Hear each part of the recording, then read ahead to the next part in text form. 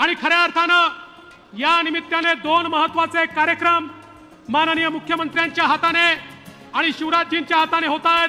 पहिला कार्यक्रम म्हणजे आपल्या राज्याने ठरवलं, देशाचे प्रधानमंत्री माननीय मोदीजी दरवर्षी आमच्या शेतकऱ्याला 6,000 रुपये शेतकरी सन्मान निधी देतात, तर महाराष्ट्र देखील नमो कृषी सन्मान योजनेच्या अंतर्गत 6,000 रुपये देईल आणि त्याचा चौथा हप्ता आज या परळीमध्ये मुख्यमंत्री महोदयांच्या हाताने थेट आमच्या शेतकऱ्यांच्या खात्यामध्ये चाललाय।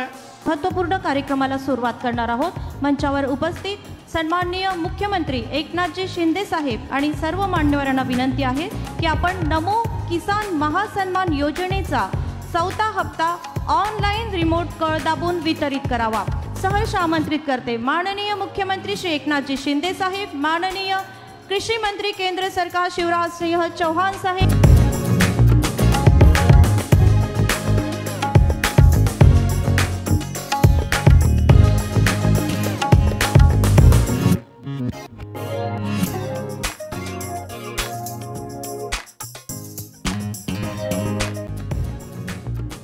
आणि त्याच वेळी आमच्या लक्षात आलं, मागच्या वर्षी दुष्काळाच्या काळामध्ये कापूस आणि सोयाबीनचे भाव पडले।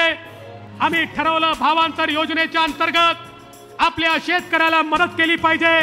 कॅबिनेटचा निर्णय घेतला, दुर्दैवाने लगेच आचारसंहिता लागली म्हणून आम्ही ते पैसे देऊ शकलो नाही, पण आज ते पैसे देखील शेतकऱ्यांच्या खात्यामध्ये कापूस आणि सोयाबीनचे पैसे हे क्रेडिट करणं त्यांच्या खात्यामध्ये देण्याची सुरुवात याच परळीपासून आम्ही करतोय, याचा देखील मला अतिशय मनापासून आनंद आहे।